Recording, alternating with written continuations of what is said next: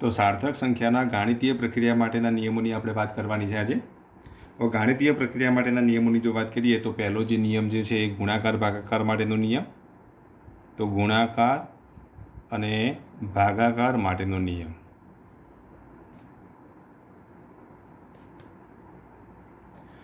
તો જ્યારે સાર્થક સંખ્યાઓ માટે જ્યારે ગુણાકાર ભાગાકાર કરવામાં આવે ત્યારે સાર્થક સંખ્યાઓ સાથે સંખ્યાઓનો ગુણાકાર ભાગાકાર કરવામાં આવે ત્યારે ગુણાકાર તથા ભાગાકાર કરવામાં આવે ત્યારે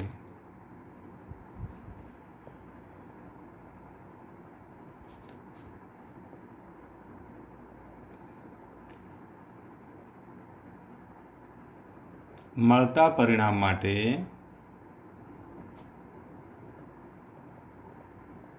સાર્થક અંકોની સંખ્યા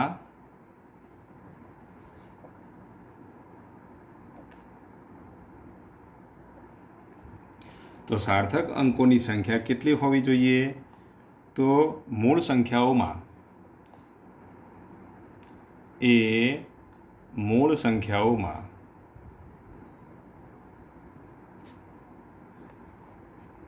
સંખ્યાઓ પૈકી જે સંખ્યામાં લઘુત્તમ અંક હોય, સાર્થક અંક હોય, લઘુત્તમ સાર્થક અંક હોય તે લેવામાં આવે.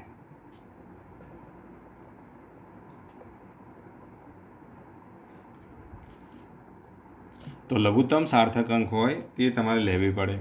તો જ્યારે સાર્થક સંખ્યાઓનો આપણે ગુણાકાર કરતા હોય અથવા ભાગાકાર કરતા હોય ત્યારે મળતા પરિણામમાં સાર્થક અંકોની સંખ્યા કેટલી હોવી જોઈએ? તો જે મૂળ સંખ્યાઓનો તમે ગુણાકાર કરતા હોય અથવા તો જે મૂળ સંખ્યાઓનો તમે ભાગાકાર કરતા હોય તો એ સંખ્યાઓમાં જેમાં લઘુત્તમ સાર્થક અંક હોય તે લેવામાં આવે. એના સિવાયના અંક જે છે એ ચોક્કસ પરિણામ આવતા નથી. તો તેને આપણે શું કરીશું? રાઉન્ડ અપ કરી દઈશું, તો દૂર કરી દેવા પડે. એટલે અંતિમ પરિણામ તમારે રીતે લખવું પડે. દાખલા તરીકે લંબચોરસની લંબાઈ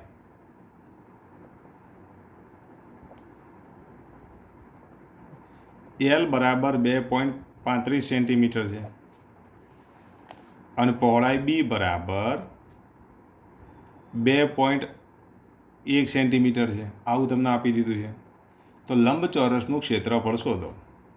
તો લંબચોરસનું ક્ષેત્રફળ શોધો. તો જો અહીંયા તેના લંબાઈ કેટલી છે? તો 2.35 સેન્ટીમીટર છે. હવે તમે વિચારો આમાં કેટલા સાર્થક અંક છે? તો 3 છે. અહીંયા કેટલા છે? તો જો 2 સાર્થક અંક છે. તો ઓછામાં ઓછા સાર્થક અંક કેટલા? તો 2. તો જે મળતા પરિણામની અંદર પણ કેટલા અંક હોવા જોઈએ? તો 2 અંક હોવા જોઈએ. તો 2 અંક સુધી તમારે રાઉન્ડ અપ કરવું પડે. તો જો ક્ષેત્રફળ A બરાબર લંબાઈ ગુણ્યા પહોળાઈ લખાય કે નહીં? ક્ષેત્રફળ A બરાબર જો લંબાઈ ગુણ્યા પહોળાઈ હોય તો લંબાઈની કિંમત કેટલી? તો 2.35. પહોળાઈની કિંમત કેટલી? તો 2.1. 2.35 ગુણ્યા 2.1 કરીએ આપણે તો 2.35 ગુણ્યા 2.1 ઇઝ ઇક્વલ ટુ કેટલા મળશે? બોલો. તો આનો ગુણાકાર કરીએ તો 4.935 થાય. પરંતુ જુઓ ઓછામાં ઓછા સાર્થક અંક કેટલા છે? તો 2 છે. તો આ 2 સુધી જ લખવું પડે. તો આ 2 અંક સુધી જ લખવું પડે. પાછળના આ જે છે ને એ અંક તમારે દૂર કરી દેવા પડે અને રાઉન્ડ અપ કરી દેવા પડે એટલે દૂર કરવા પડે. તો આને આપણે જો દૂર કરીએ તો આ અંક કેટલો? 3 નાનો છે. 5થી નાનો હોવાથી એને આપણે દૂર કરી દઈએ. જો 5થી મોટો હોત તો અહીંયા એક આગળ ઉમેરવો પડે. એવું આપણે 8, 9, 10માં ભણી ચૂક્યા. તો આને જો દૂર કરીએ તો કિંમત કેટલી મળશે? તો 4.9 મળે. તો આ સેન્ટીમીટર તો અહીંયા શું આવશે? સેન્ટીમીટર સ્ક્વેર મળે. તો આટલું યાદ રાખવાનું. ગુણાકાર કે ભાગાકાર માટે સાર્થક સંખ્યાઓનો ગુણાકાર અથવા ભાગાકાર કરવામાં આવે ત્યારે મળતા પરિણામમાં સાર્થક અંકોની સંખ્યા કેટલી હોવી જોઈએ? તો મૂળ સંખ્યાઓ પૈકી જે સંખ્યામાં લઘુત્તમ સાર્થક અંક હોય તો આમાં લઘુત્તમ સાર્થક અંક કેટલા છે? તો 2 છે. તો મળતા પરિણામની અંદર તમારે શું કરવું પડે? 2 સાર્થક અંકવાળી સંખ્યા લખવી પડે અહીંયા. આનું તમારું જે પરિણામ જે છે 2 સાર્થક અંક સુધીનું જ હોવું જોઈએ. આમાં કુલ 4 સાર્થક અંક હતા, તો આ 2 વધારાના નકામા છે, તો નકામા તમારે દૂર કરી દેવા પડે. લઘુત્તમ સાર્થક અંક કેટલા છે? 2 હોવાથી પરિણામમાં પણ 2 સાર્થક અંક સુધીનું પરિણામ હોવું જોઈએ. તો અહીંયા જવાબ કેટલો આવશે? તો 4.9 સેન્ટીમીટર સ્ક્વેર મળે. હવે આપણે એક ભાગાકારનું આપણે એક્ઝામ્પલ લઈએ. ધારો કે પદાર્થની ઘનતાની વાત કરીએ. પદાર્થનું દળ 4.3251 kg છે અને કદ 2.123 kg મીટર ઘન છે. આવું કદ આપી દીધું છે, આ દળ આપી દીધું છે. તો ઘનતા શોધો. તો આપણે ઘનતા શોધવાની છે. તો સાર્થક અંકોને ધ્યાનમાં લઈ અને આપણે આની ઘનતા શોધવાની છે. ચલો સાર્થક અંકોને ધ્યાનમાં લઈને જો આની આપણે ઘનતા શોધીએ તો શું લખશો બોલો? તો સાર્થક અંકોને ધ્યાનમાં લઈને જો આની આપણે ઘનતા શોધીએ તો કેટલી મળશે? તો અહીંયા ધ્યાન આપો.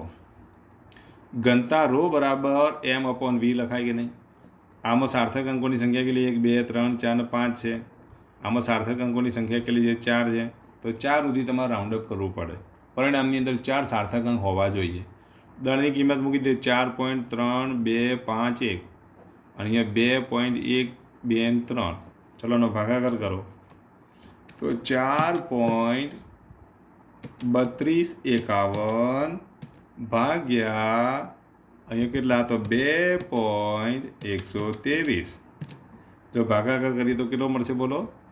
2.03725 આવું કિંમત મળે છે. 5 આ બી મળે છે.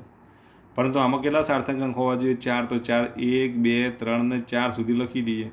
હવે 4 સાર્થક અંક સુધી લખીએ તો આનું પરિણામ કેટલું છે? 2.037. હવે આ 7, હવે અહીંયા જે દૂર કરવાનો અંક જુઓ તમે, એ 5થી નાનો છે, માટે આગળનામાં એક ઉમેરાશે નહીં.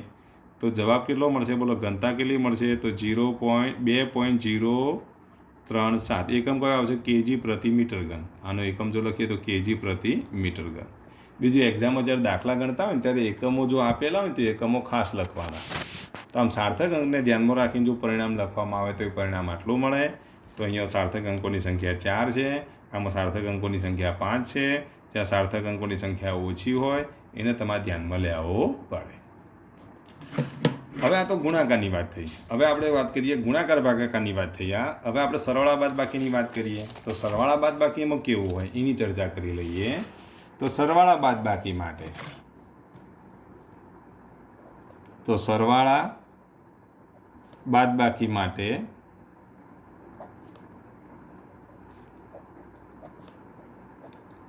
ચલો સરવાળા બાદબાકીની જો વાત કરીએ તો આમાં શું થશે બોલો? તો જ્યારે સરવાળા બાદબાકી કરતા હોય ત્યારે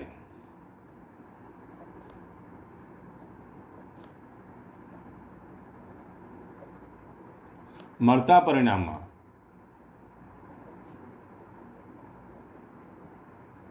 દશાંશ ચિહ્ન પછી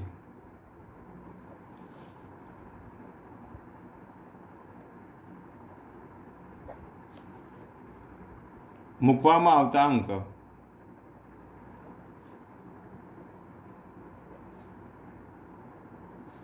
એ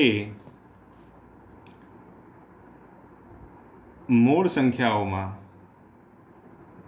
પૈકી જે સંખ્યામાં દશાંશ અંક પછી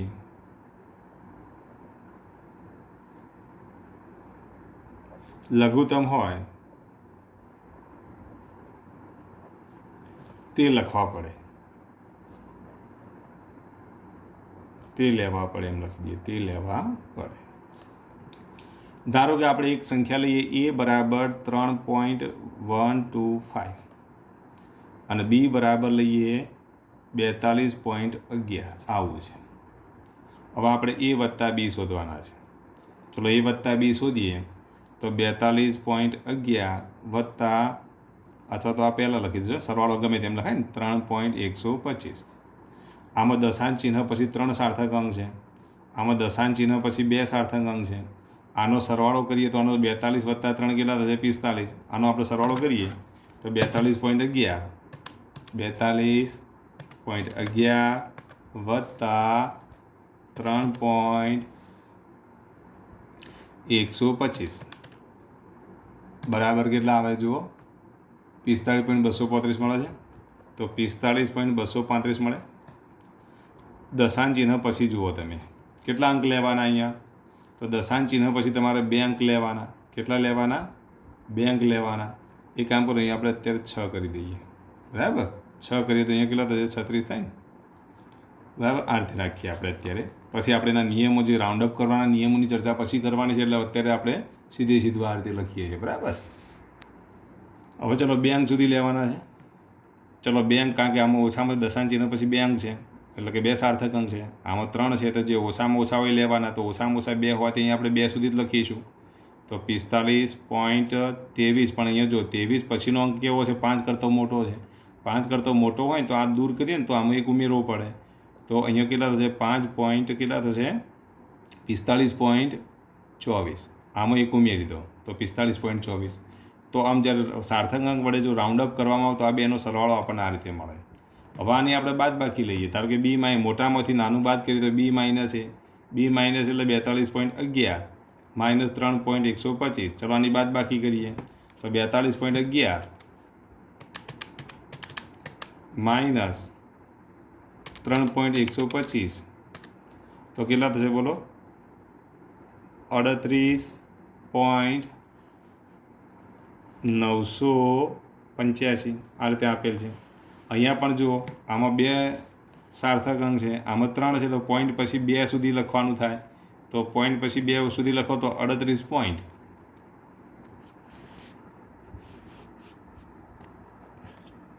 બી માઇનસ એટલે 42.11 માઇનસ 3.125. આ બેની બાદ બાકી કરો તો 38.985 થાય.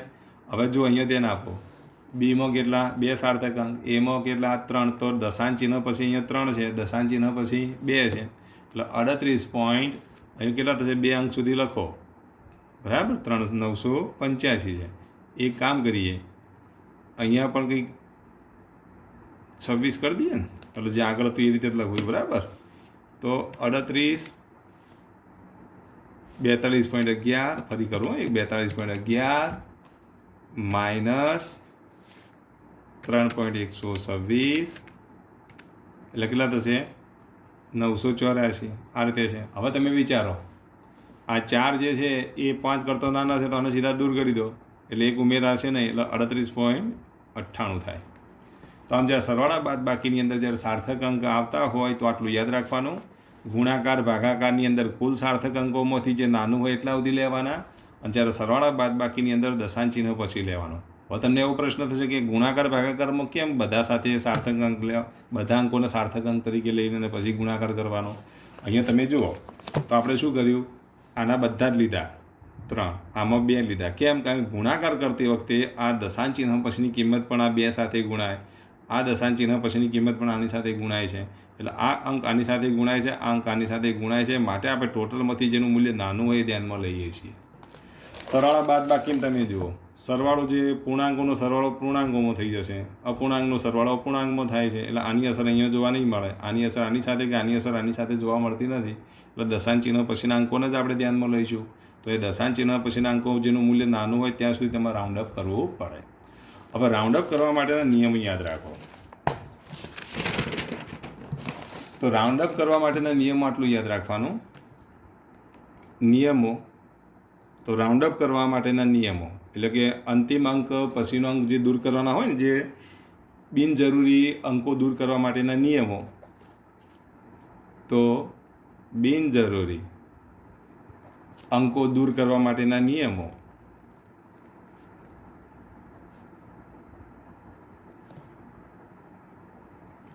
તો પહેલો નિયમ એ છે, બિનજરૂરી અંક પહેલાનો અંક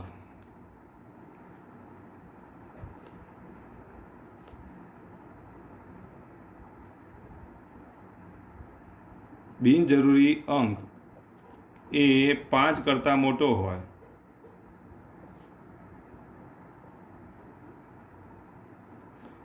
તેની આગળના જરૂરી અંકમાં 1 ઉમેરો. અને બિનજરૂરી અંક દૂર કરો. અંકો દૂર કરો. બીજો નિયમ એ દાખલા તરીકે આવું આપ્યું હોય 24.357 આટલા સુધી તમારે રાઉન્ડ અપ કરવું છે તો આ 7ને દૂર કરવા છે, અથવા અહીંયા 7ની પાસે 2 હોય 3 હોય આમ ગમે તે સંખ્યા હોય. બિનજરૂરી અંકના આગળનો અંક એ કેવો હોય બોલો? બિનજરૂરી અંક એ 5 કરતાં મોટો છે તો એના આગળના અંકમાં તમારે શું કરવાનું? 1 ઉમેરી દેવાનું. તે વખતે જવાબ કેટલો આવશે? 24 પોઈન્ટ અહીંયા કેટલા લખીશું? 36 લખીશું. હવે બીજો નિયમ એ છે કે બિનજરૂરી અંક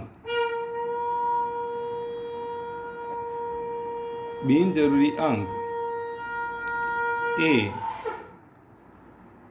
બિનજરૂરી અંક એ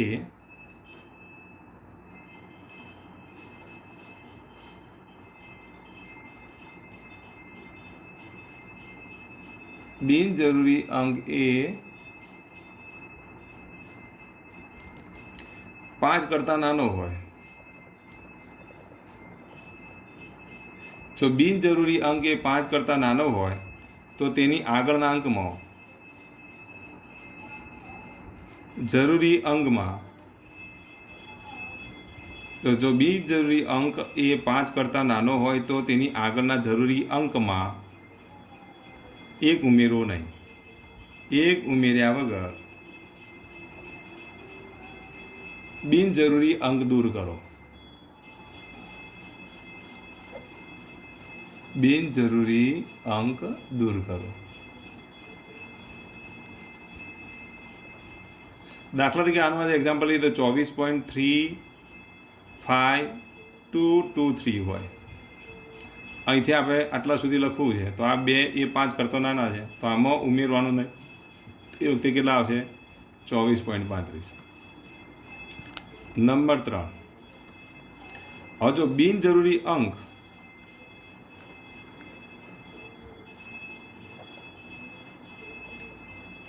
એ 5 હોય તો જો તેની આગળનો અંક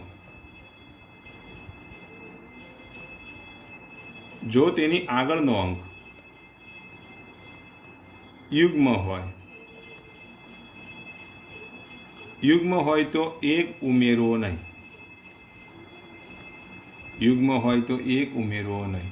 આગળનો અંક જો યુગ્મ હોય તો 1 ઉમેરવાનો નથી. દાખલા તરીકે હવે જો આવું આપણે કે 24.325 અને આટલા સુધી આપણે લખવું છે. અહીંયા 2, 5, 6 આ રીતે હોય. હવે તમે વિચારો બિનજરૂરી અંક અહીંથી શરૂ થાય છે તો 5 આપણે દૂર કરીએ. જો 5 દૂર કરીએ તો એક્ઝેક્ટ 5 છે, બિનજરૂરી અંક તો 5 છે. તો 5ની આગળનો અંક જો યુગ્મ હોય તો પછી 1 ઉમેરવો નહીં. તો પછી શું લખવાનું બોલો? 24.32. શું લખાય? 24.32. તો આગળનો અંક કેવો છે બોલો? તો યુગ્મ છે તો 1 ઉમેરવાનો નથી. અને 3ની અંદર આપણે બી કરીને લખીએ જો તેની આગળનો અંક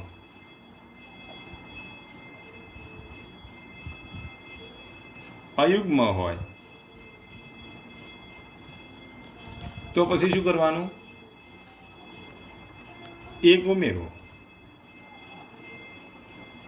આનો આપણે એક્ઝામ્પલ યાદ લખેલું 24.3352556 આ રીતે આપેલ છે.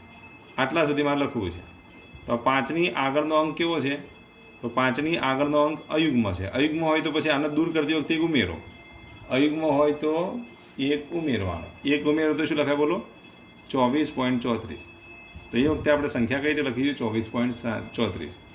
તો આમ જ્યારે સાર્થક અંક લખતી વખતે તમારે યાદ રાખવાનું કે ક્યારે દૂર કરતી વખતે 1 ઉમેરાય, ક્યારે દૂર કરતી વખતે 1 ઉમેરાય નહીં. એ ખાસ યાદ રાખવાનું. આવા હું તમને થોડાક એક્ઝામ્પલ આપું, તમે જાતે પ્રયત્ન કરજો. આવું એક એક્ઝામ્પલ આપણે લઈએ.